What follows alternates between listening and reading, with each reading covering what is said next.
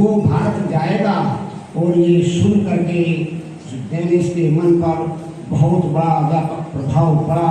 वो लिखते हैं अपनी किताब में कि मैं सोच भी नहीं सकता था कि ऐसा अवसर आएगा और मुझे भारत भूमि में, बुद्ध की भूमि में जाने का अवसर प्राप्त होगा।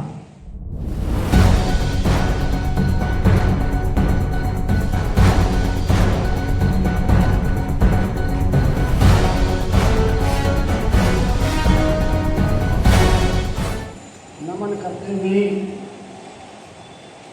आज तिब्बत बौद्ध महासंघ के संस्थापक आदरणीय पूज्य वंदे संरक्षित जी के 101वें जन्म दिवस के अवसर पर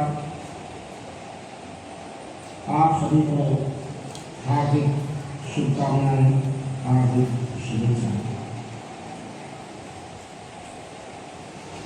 आज का दिन हम सबके लिए बड़ा गौरवशाली दिन है। आज हम केवल बौद्धिस्ट विहार भूपेंद्रपुरी मोदी नगर में नहीं बल्कि भारत के कोने कोने के साथ विश्व के अनेक केंद्रों पर हम बड़ी श्रद्धा, निष्ठा और हर्षोल्लास के साथ उनके धन्य जी का जन्मदिन वो भी 101 बार सेलिब्रेट कर रहे हैं। बहुत खुशी की बात है कि आज संसार के प्रत्येक कोने में धन्य जी का जन्मदिन। जैसा मेरे कल्याण मित्र आचार्य आदरणीय धर्माचार्य ज्ञान सागर जी ने बताया कि मैं अभी बच्चा हूँ। अभी मेरी उम्र मात्र 1 वर्ष और 3-4 महीने हुआ है। पिछले वर्ष 13 अप्रैल को मेरा धर्माचार्य के रूप में जन्म हुआ। तो मैं आज पहली बार इस प्रांगण में, इस बौद्धिस्ट विहार में, जहाँ मैंने अपने धर्मचारियों से धर्म अभ्यास और ध्यान साधना का अभ्यास किया, उनसे सीखा। उनके बीच में आज पहली बार धर्मचारी के रूप में मैं कुछ अपने विचार साझा करना चाहता हूँ। प्रयास करूँगा कुछ बातें आपके समक्ष रखूँ।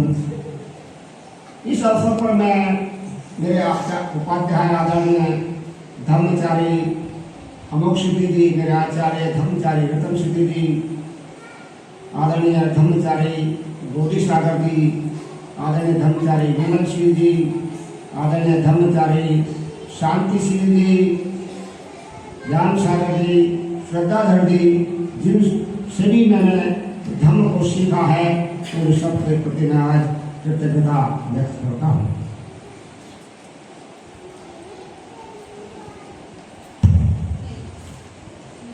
आज इस अवसर पर मैं उपस्थित तमाम संघ बंधुओं, बहने, धर्म मित्रों, धर्म साहिबों, आप सभी को मेरा मैत्रीपूर्ण जय भीम, नमो बुद्धाय।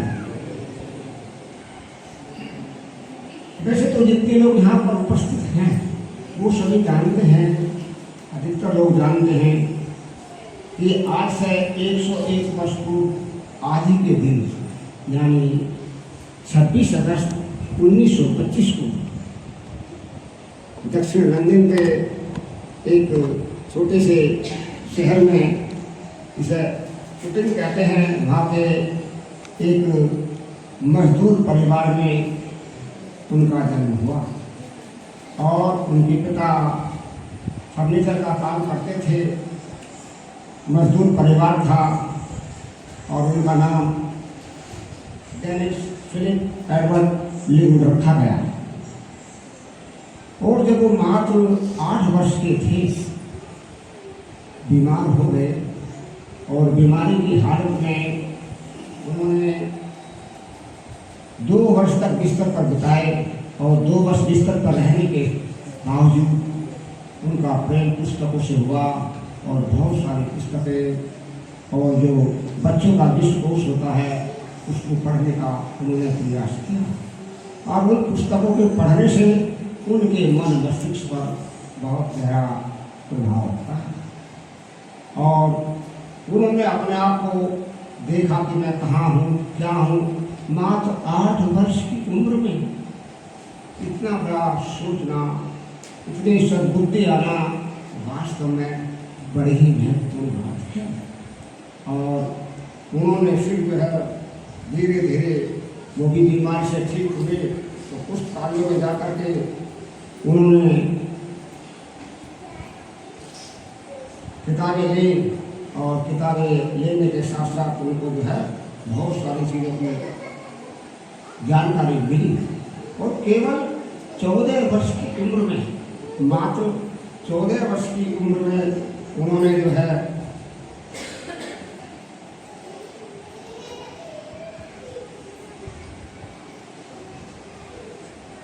बहुत सारे जो बड़े इंग्लिश लेखक थे उनको पढ़ने का काम किया। और उस समय के जो प्रसिद्ध लेखक थे उनके लेखकों की किताबों को पढ़ने से उनके अंदर बहुत अदम्य साहस उत्पन्न हुआ। और जब वो पढ़ रहे थे तो उन्होंने देखा कि किस तरह से इन लेखकों ने दर्शन, विज्ञान, तमाम चीज़ों पर बड़ा ही अधिकार पूर्वक उन्होंने लिखा है। और वो बातें डेनिस की समझ में आई और वो आगे बढ़ते चले गए। भंते जी एक कुशल लेखक, एक वक्ता, अनुवादक, कवि और सच्चे कल्याण मित्र थे।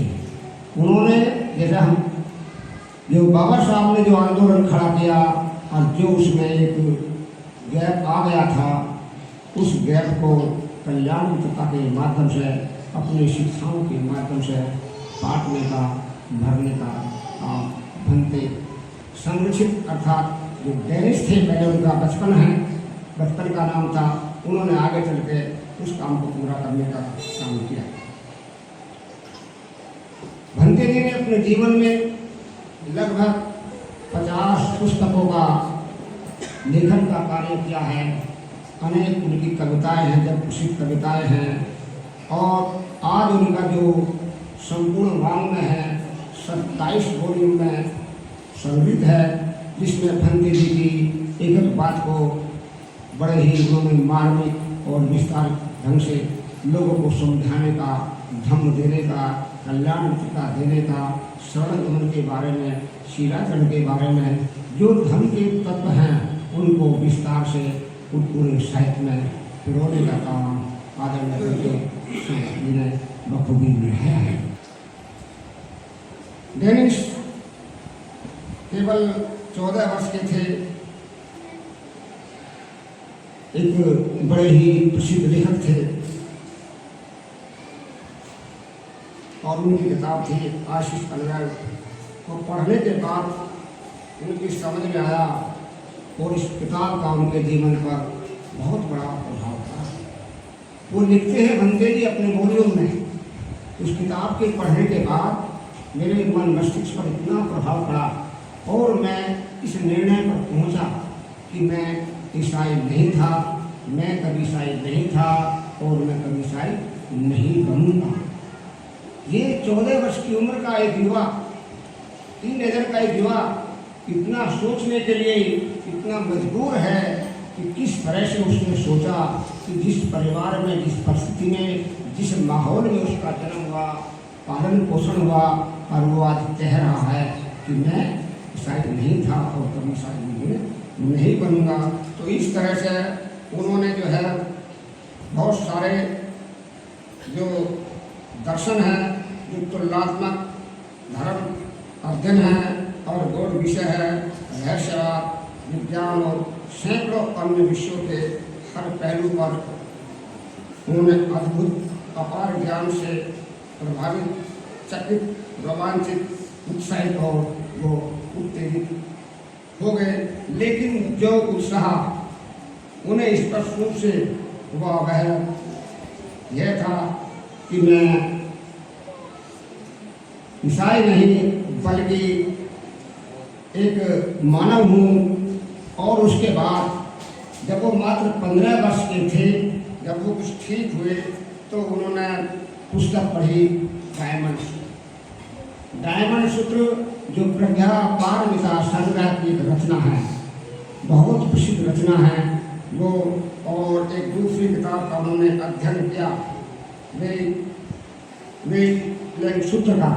उन दोनों को पढ़ने के बाद डेनिस बालक के मन पर अमिट छाप पड़ी और उन्होंने कहा कि मैं तो हूँ। जो बौद्ध के गुण हैं, जो बौद्ध के कर्तव्य हैं, मैं उनको देख रहा हूँ और मैं वास्तव में बौद्ध हूँ और बौद्ध होकर के मैं अपना जीवन जीऊंगा।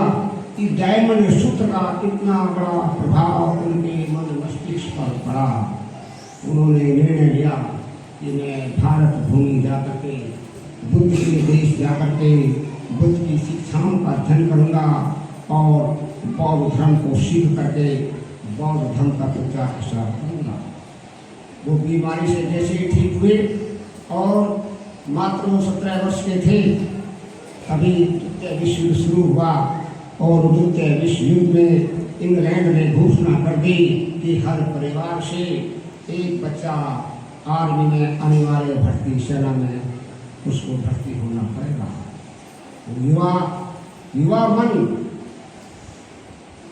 डेनिस भी अनिवार्य सेना भर्ती में शामिल हो गए और रॉयल और सिग्नल्स में उनका चयन हुआ और वो उसमें आकर के उन्होंने अनेक तरह का प्रशिक्षण जो भी जरूरी था उनको दिया गया और उन्होंने हथियार चलाना और जो भी आवश्यक उनके लिए था वो सब प्रशिक्षण प्राप्त किया। और उसमें भी वो गुप्त इकाई जो होती है सिग्नल कोर्स की, वो उसमें शामिल हुए और तरह तरह की बातें चल रही थी कि कहाँ पर हमारी यूनिट जाएगी। कोई कह रहा था सिंगापुर जाएगा, कोई कह रहा था कि कोलंबो जाएंगे, लेकिन उनके एक अधिकारी ने उन्हें बताया कि जो हमारा जो समूह है वो भारत जाएगा। और ये सुन करके डेनिस के मन पर बहुत बड़ा व्यापक प्रभाव पड़ा। वो लिखते हैं अपनी किताब में कि मैं सोच भी नहीं सकता था कि ऐसा अवसर आएगा और मुझे भारत भूमि में, बुद्ध की भूमि में जाने का अवसर प्राप्त होगा। और उनके प्रशिक्षण के बाद वो भारत आए, दिल्ली, कलकत्ता, दिल्ली